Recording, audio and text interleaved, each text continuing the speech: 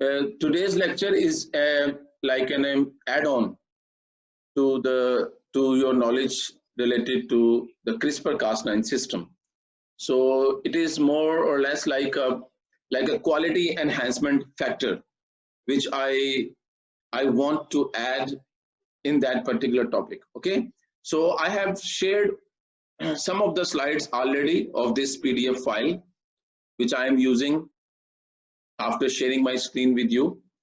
But I want to teach some more details and associated manipulation of CRISPR-Cas9 techniques with you, and how people are now trying to manipulate that technique to enhance its function and to improve the technology, and also to target the places of their own choice. And there are certain other things I would like to share as well with my memory. So I want you people to please thoroughly try to investigate in case if you want to write proposals related to the CRISPR-Cas9 system in the future. I mean, all of you have a certain plans in your mind that you will be like, you want to try, you want to get admission in some places, you want to try another universities out there in the world. So you are supposed to write things. So whatever you want to do and whatever you are planning, अब जो भी आपका plan है, whatever you are planning to write for, so you should have a wonderful command on that particular thing. You should develop the knowledge so that whenever you are writing, your sentences, your claims should be accurate. When I said claim should be accurate, that does not mean that you should know everything. That only means then when you know about a certain stuff, you should be sure about that information, that it is proved, or it is in process, or it is your understanding, or it is a sense you get out of a certain paper. You should be able to describe your understanding about one particular stuff in a very clear way. So you have to develop your understanding and your knowledge about a certain or particular technique so that you can use it to write your proposals for your higher studies. And since the CRISPR-Cas9 system do carry a potential, because it's a technique, it is applicable to almost all different forms of life sciences. If you are interested in genetic engineering related to the plant sciences, then still it is applicable. If you want to manipulate the metabolism of microorganisms to produce fuel and other type of chemicals out of them, it is still applicable. So it is like, it has a lot of application in different fields. So that is why you can use it to find, to get the ticket to Hollywood. Okay, so I'm going to share my screen now to share with you the PDF file, and most of the slides I have already, some of the slides I have already shared, and I will just going to browse certain other slides and I will explain them one by one. So this is like a second supportive lecture for the CRISPR-Cas9 system. So I want you to know that how other people have manipulated that technique to enhance its specificity. Remember, specificity is like one of the most biggest concern in human genome editing. The reason why you need to be very, very accurate when you want to edit one particular place on the genome. You should know with a base pair precision that actually where you will going to edit the genome, where you will going to remove a base pair, where you will going to create that double-stranded break. You should be very much, precise in that understanding. So in order to have that precision, scientists are trying a lot of other things. I told you earlier in the last lecture that one Cas9 is actually created from two separate hooks. Let me show you that slide. I have shared that slide with you already. Can you see? This is one of the hook. This is another type of hook. So they're like two different enzymes which can create two separate nicks. A nick means a single stranded break. So when a nick is created on one strand, another nick is created on another strand, that will lead to a double stranded DNA break and the DNA got separated. And then after that, you can do either, you can choose to go for NH, non-homologous end joining to create mutations, or you can choose the other path, the incorporation of an external donor DNA to add a gene of your choice. This is like quite oversimplification of the Cas9 system. In real sense, the structure is like 3D. In 3D, it's a little bit complicated, and DNA is also not very linear. It is like going like this way and then go all the way to the back side, then turns and then came out from this groove. Can you see? It is like this. Once again, it is like entering from here, then going backside, take some turns, and then came out from this groove, and then it is like this. And everything happens within these pockets. What was happening? Creation of the nicks and the other things is happening out there. Okay, so let me move the cameras to zoom this thing a little bit more for you. There are two type of enzymes which you can see working on the double-stranded DNA. The one is called as RUVC. This one, RUVC. This is a nickase. I mean, it's a kind of nuclease. Sorry, it's a kind of nuclease. Nuclease, you know, all the restriction enzymes you can recall in your mind, all of them are nuclease. And what are the job of those restriction enzyme? Their job is to cut the DNA. So this enzyme is working in the same way. It cuts the DNA using the same mechanism. There lives another enzyme on the other side, which is called HNH. This active site, or it's actually a separate enzyme, but they are fused together in the Cas9, both of them. So this one is a nickase. A nickase is an enzyme which can create a single stranded break, and this is also doing the same thing, by the way. So this is also a nickase, and there is another nickase. So they are together. You can say a Cas9 is able to create a double-stranded DNA break because of the presence of the two nickase in such a way that both of them create a nick on the opposite strands, leading to what we call as double-stranded DNA break. So if both of these things are present, both of these enzymes, nickase, HNH and RUVC, are present in the Cas9, you can guess what will happen? A double-stranded DNA break will be there. And this thing, or this function, or this activity is called as nuclease. A nuclease is supposed to create a double-stranded DNA break. If only H and N is present, this type of Cas9 is called as nickase HNH+. It seems very complicated in papers, nickase HNH+, but you should understand what that means, that it's a Cas9 system in which only, it's a Cas9 system in which only the HNH nickase is present. If something is written like this, nickase RUVC+, so that means it's another Cas9 system which carries RUVC nickase over there. Okay. Hamza asked a question, does the Cas9 break the strands to produce blunt ends? The answer is no, there is no blunt ends. So because since they are two separate nickases, so logically they usually clip the things a little bit like away from each other. So that's the answer of this question. Let me take you some other modifications as well. Why I am not able to put you somewhere else? Okay, let me zoom it out.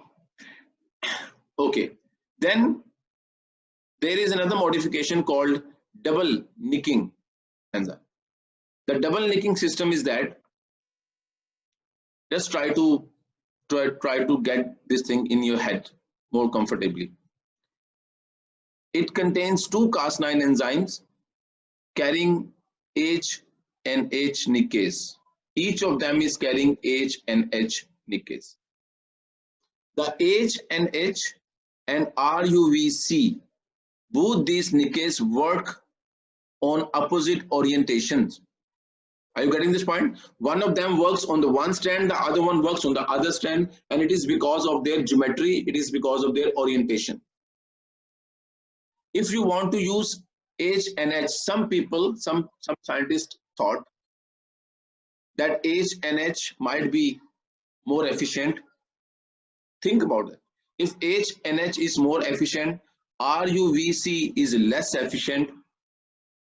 You can guess, although the H and H is more efficient, but because of the less efficiency of RUVC, you will not be able to get an efficient double-stranded DNA break. If a function is executed by a team of two people and one of them is not working efficiently, then you will not be able to get the function efficiently as well.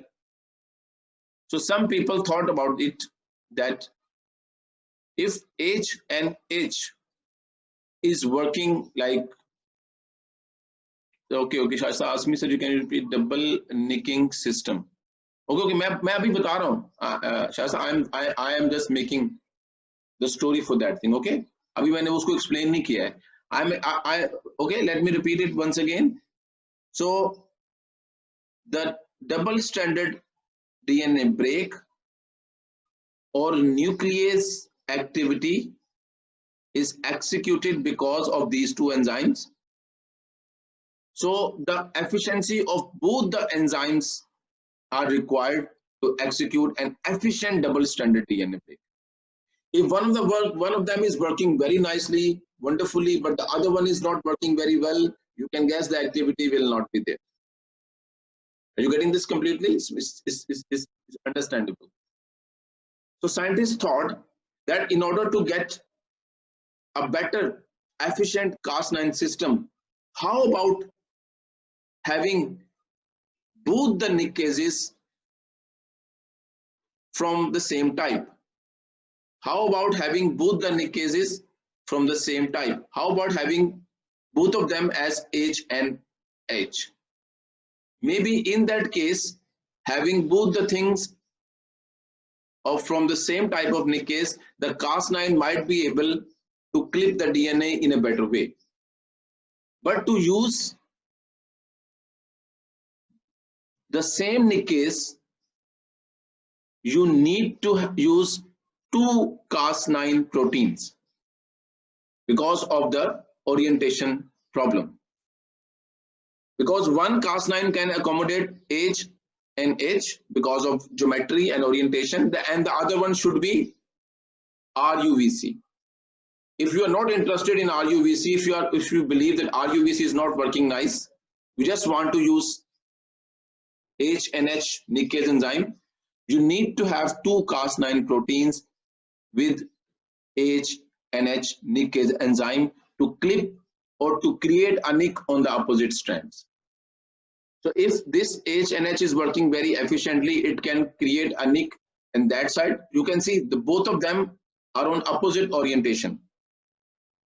The other one is going to create a nick on the other side, and eventually you will get a double-stranded DNA break. This system is called as double nicking system.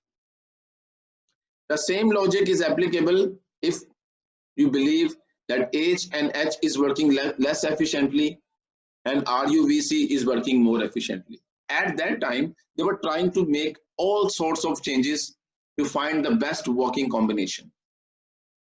If H and H is working nice, how about using both the enzymes, how about using H and H in both the sides? And for that, you need two enzymes. Okay, this is called double nicking system. So that is how you can enhance the specificity as well as the ability to clip the DNA. Another interesting modification, I must say, or enhancement, I must say, is that adding the FOC1 together with the CRISPR-Cas9 system. So the zinc fingers and the TALEN system was not completely dead, is not completely dead yet. They borrowed the concept of FOC1, and you know the FOC1 is the nucleus which works only when they dimerize. So one domain from one side and the other domain came from the other side, it creates a working functional protein nuclease after that. So the scientists designed a Cas9 system with a guide RNA to send the CRISPR-Cas9 system at the place of your choice. This is like a PAM sequence, and it is sending a Cas9 system. So this Cas9 is important. It's like it's a Cas9 system. It can work with the guide RNA, but it is not designed to clip the DNA.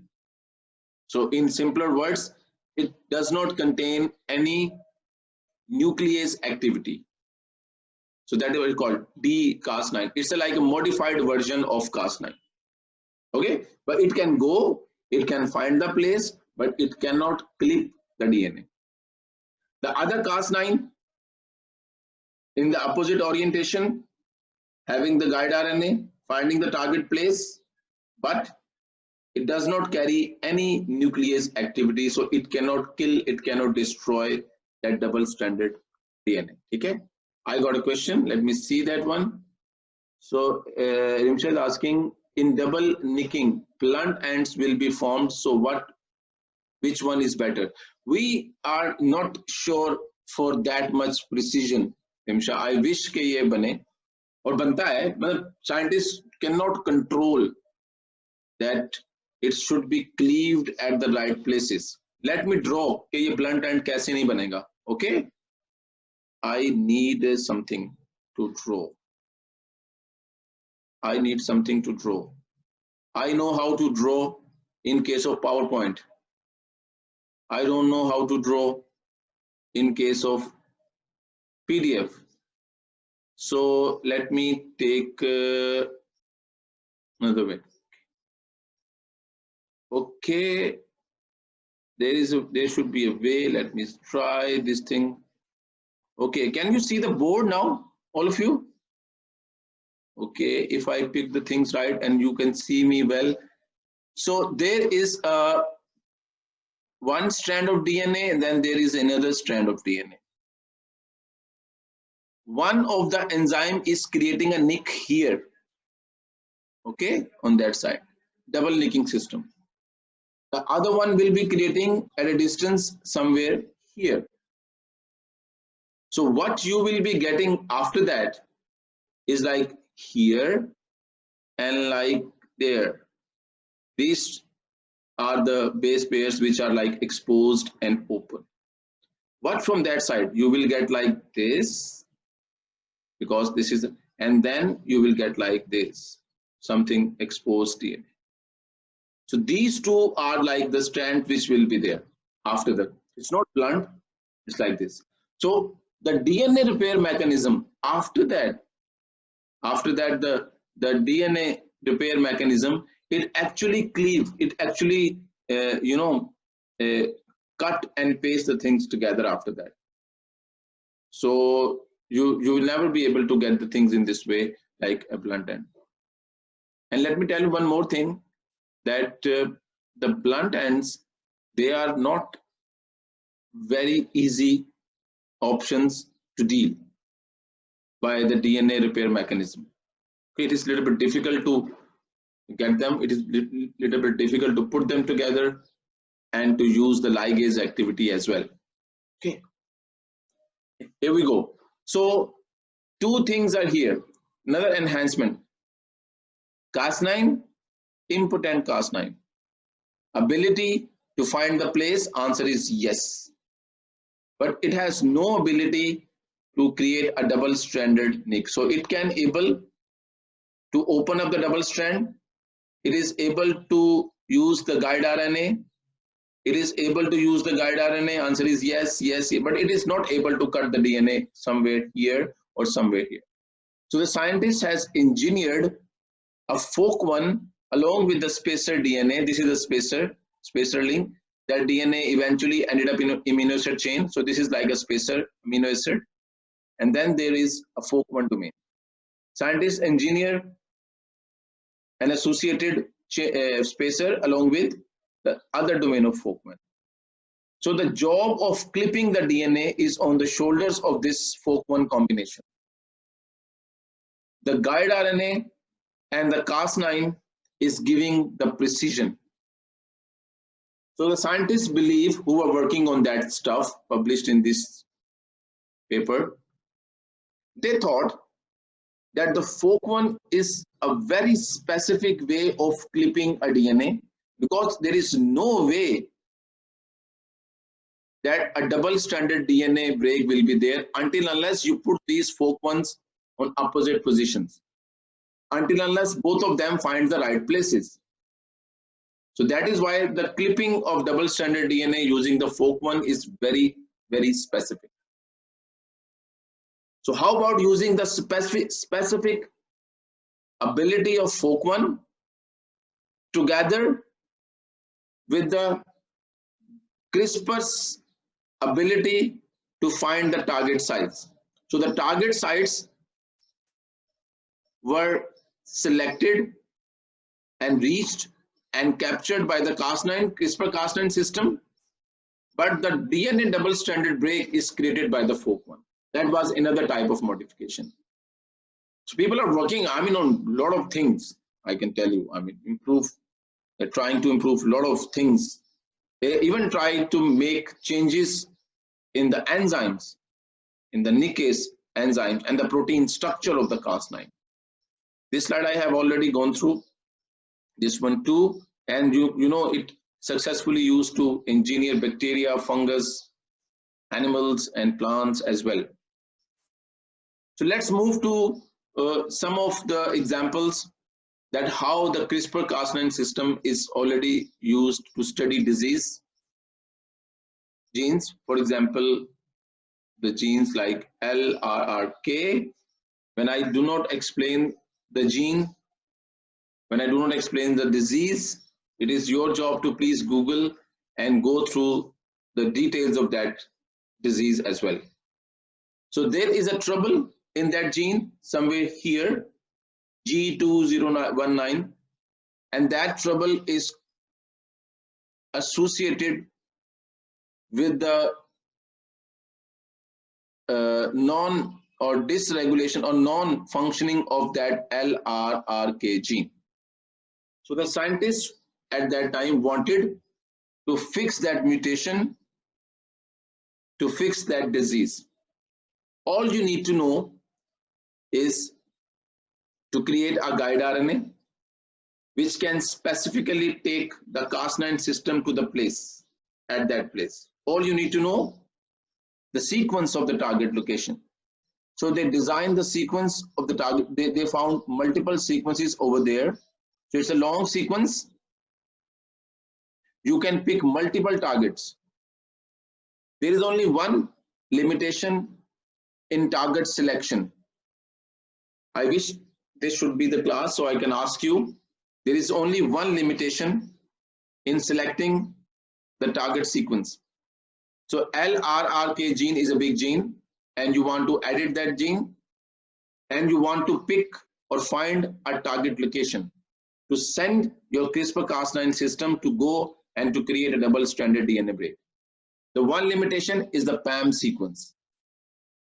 So they have proposed 1, 2, 3, 4, 5, 6, 7, 8 target sequences. They said there are 8 possible target sequences you can use, and you can see these are the PAM sequences. I told you NGG, if you remember, NGG, N means any base pair. AGG, AGG, AGG, TGG, TGG. So they are the PAM sequences. So these are the sequences which can be used to create the guide RNA. So they have created multiple guide RNA to target that thing.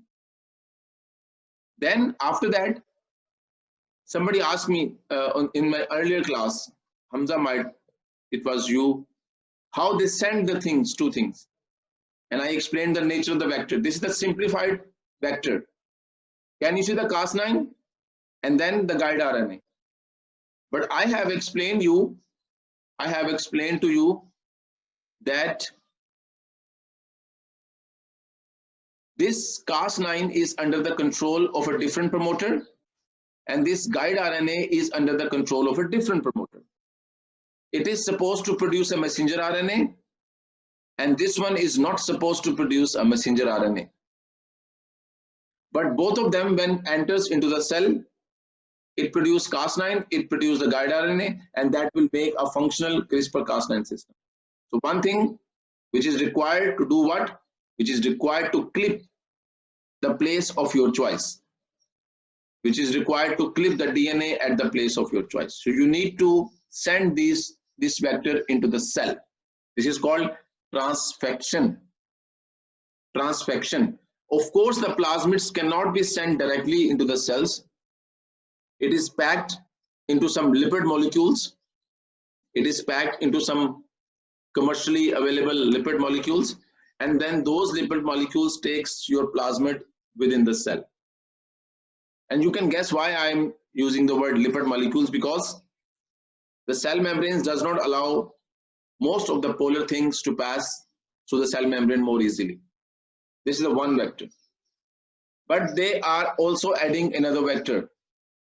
The other vector contains the LRRK, the functional copy of LRRK gene.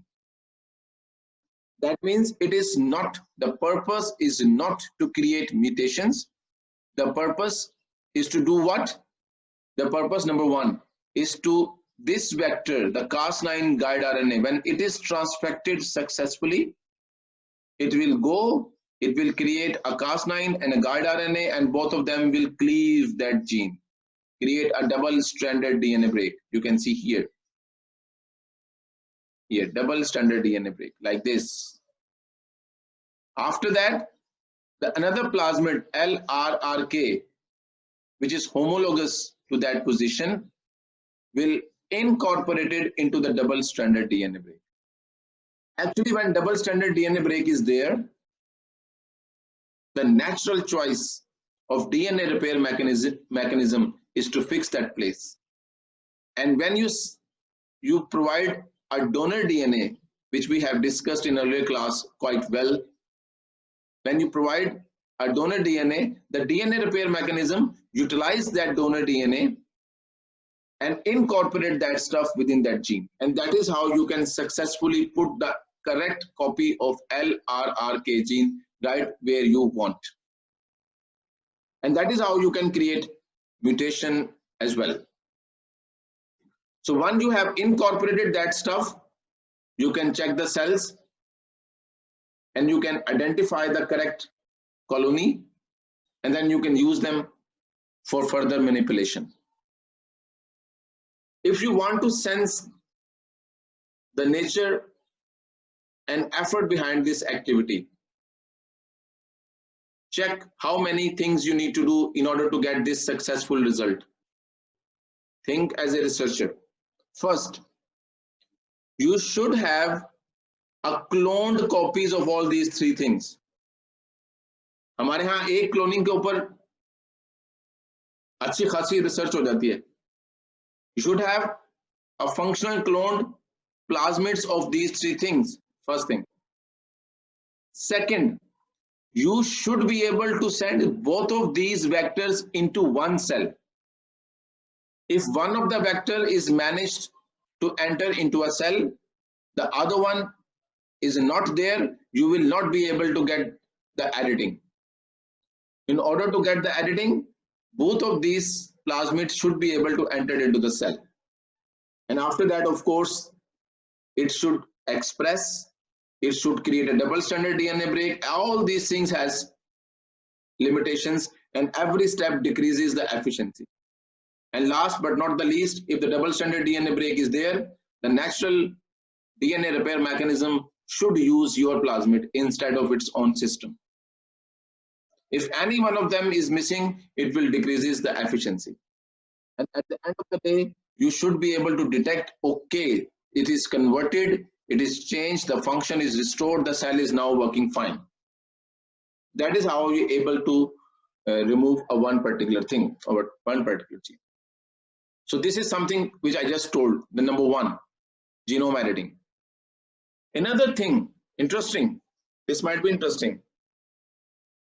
I actually proposed it, not this one, somebody else proposed it as well, but when I proposed it, I didn't know it was already proposed. I was doing my PhD and I proposed at that time. So well, and later I came to know that it was already used somewhere else. I was very happy with my knowledge at that time. This is called, you know, this is my place, this is my regulating gene expression using the CRISPR-Cas9 system to regulate a gene. So it is not about always cutting the double-stranded DNA. It's not about already editing the genome. How about controlling the expression of a certain gene? So the CRISPR-Cas9 system is giving a way how to control the function of a certain, how to increase, enhance the function of the gene, how to decrease or suppress or silence the function of the gene. Might be another way. Okay, so I will be talking on number 2 and number 3 after the break. Okay, so just keep your interest alive for a couple of minutes, and I will be entering into the second session to complete the remaining part of the lecture. Okay, so be here with me. Thank you very much, and see you in the second session. Please join the second meeting. Thank you very much. How CRISPR-Cas9 system can be used for regulating a gene expression. If a gene is causing trouble, I'm suppose कर रहा हूँ, हम enhance भी कर सकते हैं. If a gene is causing trouble in a cellular context, it is not required, or it is overexpressing, like an oncogene. It is pushing the cell cycle. It is causing a trouble. It is a seed reason for the cancer.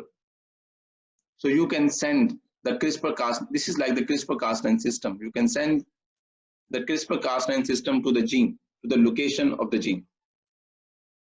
Because you know the sequence, it will go to this. It will go and bind to the promoter region of that gene. Now this CRISPR-Cas9 system or this Cas9 protein is not designed to create a double-stranded DNA break. It is not designed for that purpose. It's like a mutated version of Cas9.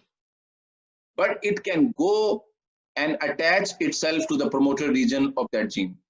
If that thing stays here in the promoter region of that gene, you can guess the transcription factors which are supposed to bind here to activate that gene will be abandoned. They will not be able to find the location on the promoter region because it is occupied by a CRISPR-Cas9 complex.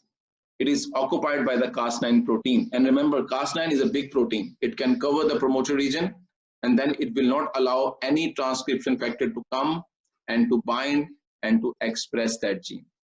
So in that way, you can selectively send, anything at the place of your own choice to down-regulate the function of that gene. You can do the other things as well. You can send like something which can activate the gene as well. For example, if that location is like a silencer, if that location is actually contributing in silencing the gene, you can block that location. So it is no longer available, it is no longer blocking the function of the gene. And it can in return enhance the function of the gene. Sending a thing at the place of your choice will give you a lot of option to ponder and lot of new areas of research. Look at the third step. If you exactly want to know the location of a gene within the chromosome, you can design a CRISPR-Cas9 system together, a guide RNA together with a GFP protein.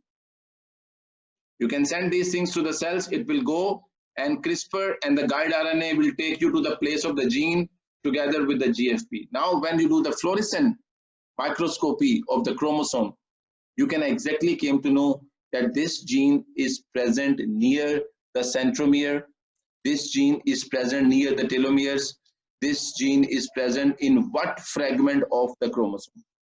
These things are very important. Let me tell you, These things are very important because sometimes if a gene is located near the centromere, it will not express. It is not supposed to express over there. So dense, heterochromatin region. You can figure out whether a particular gene is in a euchromatic region, euchromatin, or in the heterochromatin. I got the question. Does this make a permanent attachment with the genome? Yes, it's a permanent attachment. And it's not for the therapy, it's to see. So, for example, if you are studying a particular gene and you want to add in your paper also where that gene is located, or you are fearing that you don't know whether the gene is located near the nuclear lamina, out near the boundary of the nucleus, or in the heterochromatin region, or in the euchromatin, you can use it. A bigger thing I'm telling you, not here. Just keep this thing in your mind. If you want to tell the world about the coexistence of two genes together in the chromatin, you can tag one gene with a GFP, you can tag the other gene with a YFP or the RFP. RFP is the red one, red fluorescent protein. YFP is the yellow fluorescent protein. Then based on their location and the distance, you can tell the world whether they are present near to each other or not. I love this area of research, by the way. This is like a home ground to me. Think about two locations present very, very far from each other on the DNA. But in three-dimensional context, they might be very close. Okay, I'm using the board to explain this thing. It's very important concept. So we know about the DNA like this. It's a very long thread of DNA. This location A is far, far away, like the Shrek movie, far, far away from this place B. सारे good characters far, far away में रहते हैं. Imagine what goodness means. It will take you far, far away. So if you want to live in the world, you can't be that good. These two locations, million base pairs away. Let's suppose it's a million base pair distance between them. So on the sequence, in the chromosome, in the studies, these are far, far away. But in the real context, in the three-dimensional topology of the chromatin, maybe this DNA is present like this, and then this, and then this, and then. Look at that. This is the place A, let's suppose, and this is the place B. They might be very close to each other in the real context of the cell. So let's suppose if there is a gene here, and that gene might be regulated from here. Nobody ever imagined in the history of mankind and life sciences that a gene present million base pair away, an element present million base pair away can regulate this one. You cannot prove that this thing is regulating that place until unless you prove what? You prove that these two things are present very close to each other. Send a CRISPR-Cas9 with the green. Let me try to be more fancy by changing the color. I don't know, I never tried it. It's a whiteboard, so no change in colors. So send the CRISPR-Cas9 system here with the green fluorescent protein and a CRISPR-Cas9 system here with the Y fluorescent protein. These two will come close. If in the real world they are living together, they will come close to each other. And that is what I was talking, that this system will give you an extraordinary options of studying the DNA and mapping all these things. I wish it should help you. Another way of using the CRISPR-Cas9 system, and this might be applicable to the coronavirus as well.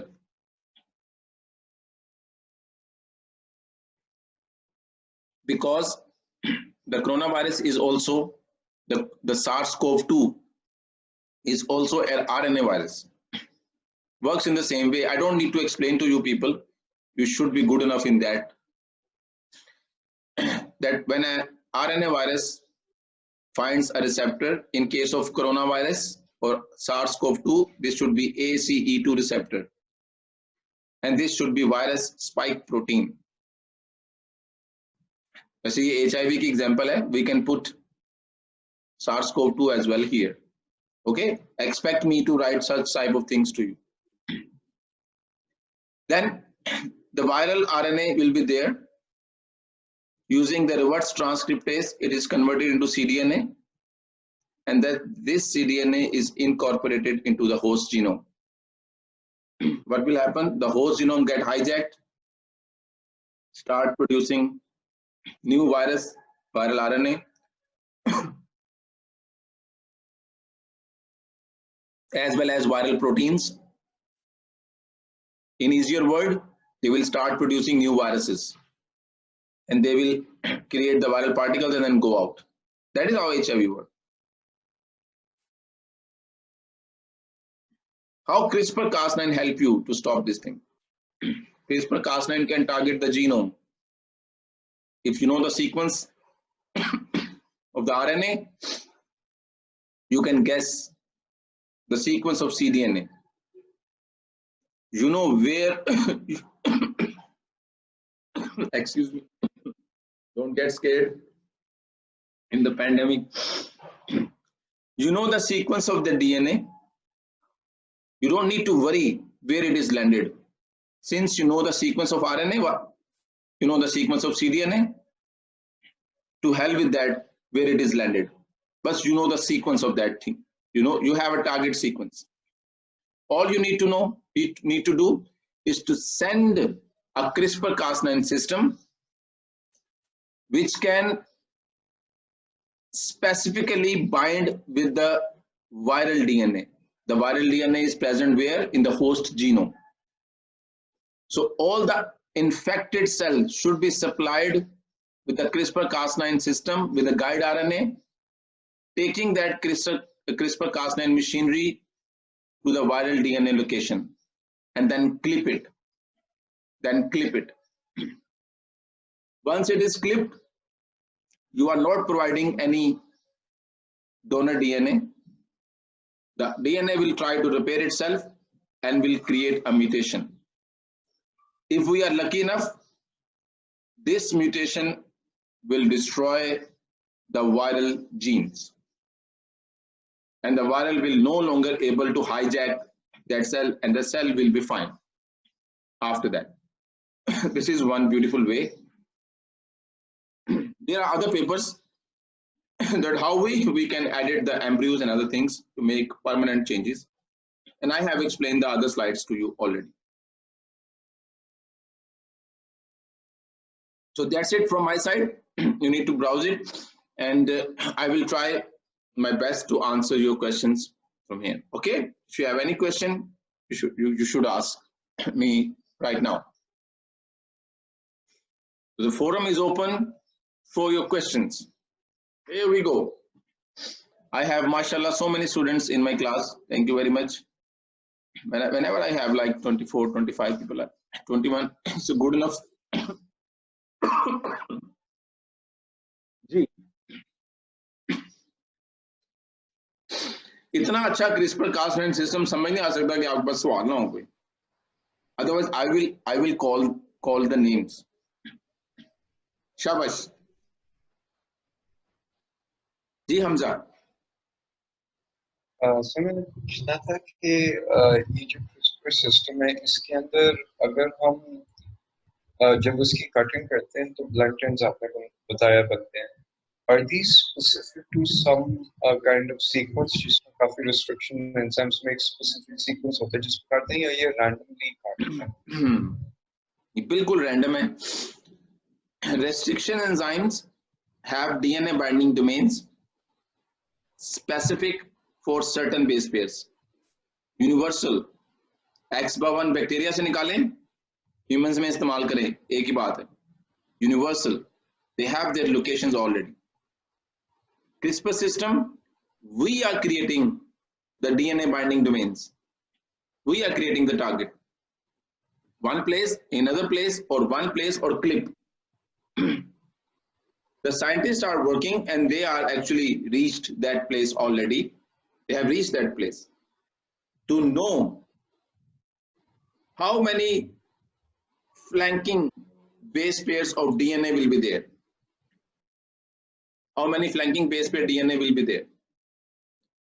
But since you are a molecular biology student, you can sense जब हम restriction enzyme से काटते हैं एक DNA को फिर दूसरे को भी काटते हैं हम इन्हें आपस में जोड़ सकते हैं हम इन्हें ligate कर सकते हैं. That makes sense क्योंकि both of them have the same sequence, both of the places have the same sequence, both of the places are restricted with the same enzyme. They will create a blunt end which are complementary. This thing is not applicable here because it will be clipped random base pairs. You can't guess 4 base pair overhangs will be there, 3 base pair overhangs, but even if the 4 base pair overhangs are there, they will not be complementary. It's not required. And typically, when a double-stranded DNA break occurs, in real life or real cellular context, it's very difficult to imagine. ये जैसे एक रस्सी है, double-stranded DNA break के बाद ये ऐसे like cell के अंदर, it's just gone. So for the DNA repair mechanism, it is very difficult to find the two places. Oh, किधर गया, वो कहाँ है, दूसरी side, किसको किससे जोड़ना है? Are you getting the point? It's very difficult. अगर एक और double-stranded break कहीं पर हुआ है, it might connect them wrongly. So the DNA repair mechanism needs to capture this one, like this one, and then move around in a different way, capture the other floating stuff, and then using their own protein interactions, they bring them together. And they don't care after that. All they need to do is to put them together. They are not waiting for donor DNA. Then we are giving the donor DNA, that's what, but they are not waiting for it. They are doing their job naturally. Put them together. So now what next? Ligase. DNA ligase. DNA ligase cannot work. There are overhangs there. There are overhangs there. How they will fix together? So there are enzymes in the DNA repair mechanism which clip that stuff and convert them into the blunt end or something like that. Clip the other stuff, convert them into the blunt end, something like that. 2 base pairs होंगे, 2 base pair चले गए, 6 base pair होंगे, 6 base pair blunt हो. After that, putting them together and using the ligase activity connect them. They don't care 10 base pairs are removed. They don't care 4 base pairs are removed. That's what we want to know. That is what we want to control. If you are a scientist and you want to target a location, you exactly want to know how many base pairs will be gone after that thing, so that you can accurately control the outcome. But we are very close. We know that how many base pairs we can control. Okay, I have more interesting thing in my mind. That was the work of my former student. I will share if there is no other question. I want to listen to you people. Kadesh, Ajo Madan mein, Roha, Rimsha, Marine, Imama, Mustafa. Kadesh, I love your picture, by the way. Okay? On the Facebook. Sorry, बता दूं. उसने कदेश ने slay कर दिया अक्षय कुमार को, literally slay कर दिया उसको. ओके, किसी का माइक अनम्यूट नहीं हो रहा है. Who's next? Zainab is there, Tuba is there, Taiba is there, Shiza. क्या हुआ आप लोगों को? Anusha is here. Nobody is asking a question. So let me share a little bit more. I'm sure it's a lot of things. You should try to keep and carry all of these things with you. And I should not add more stuff. But just let me add one interesting work that was from my former student, MPhil student. After that, she managed to go to University of Arizona for her master's, and now I was very happy when I write a reference letter for her for the Stanford University. It was very prestigious for me to write to the professor in the Stanford at that time. So she was working. आपने काम के context को समझना है. This is something which people are working nowadays.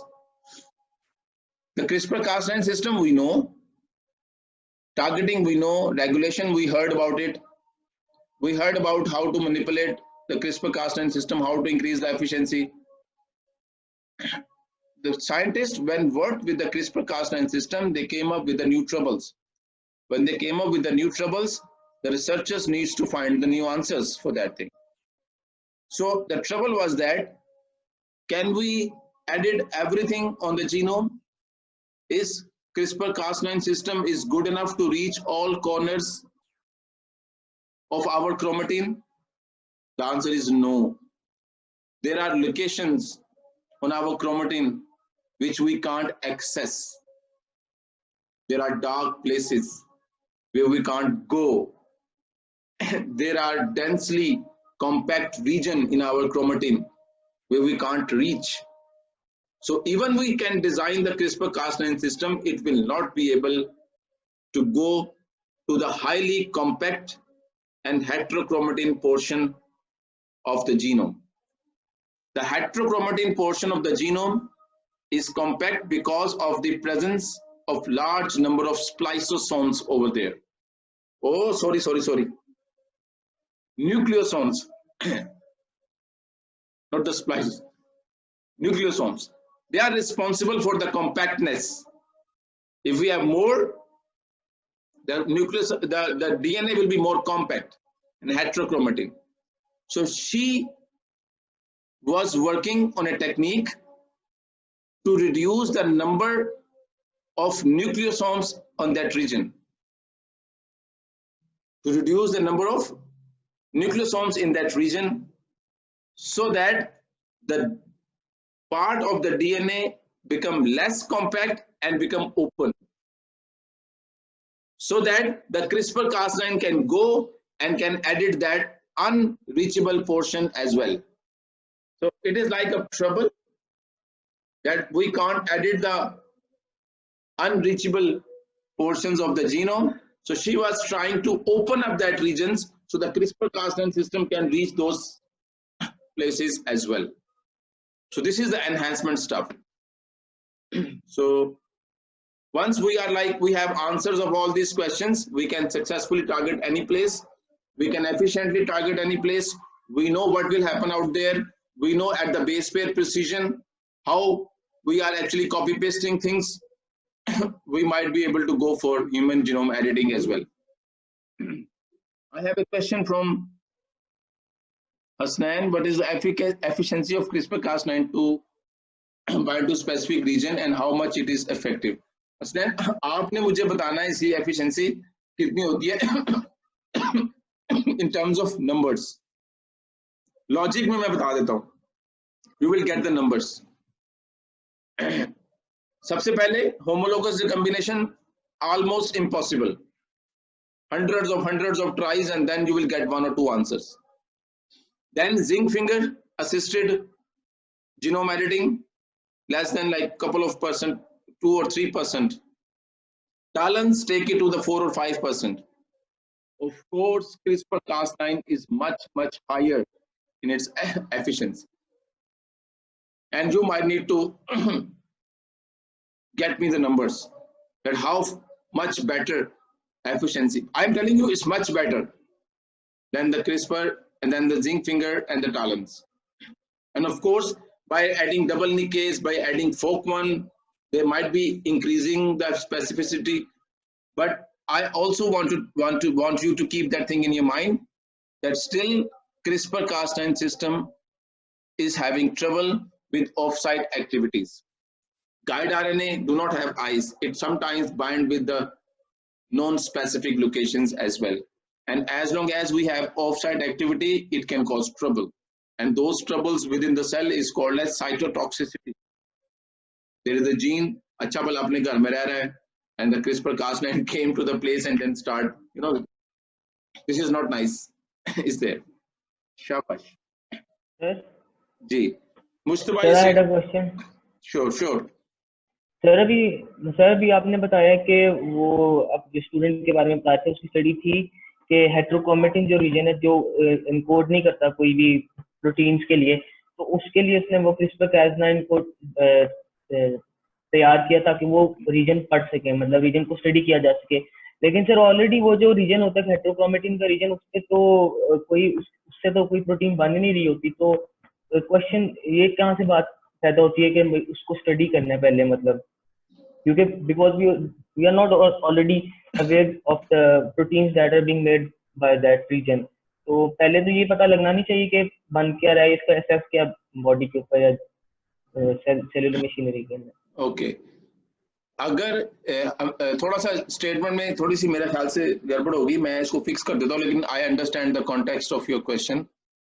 The first thing is that the proteins are synthesized in the cytoplasm. It is about the architecture of the genome. Some locations in the genome, Hasnan came up with the answer. Shabash Hasnan. Some of the locations are inaccessible for a system because of the disease or because of the errors. A good part of the genome became heterochromatin. Because of the trouble, a gene is not supposed to be in the heterochromatin, but it is landed in the heterochromatin because of the error somewhere else.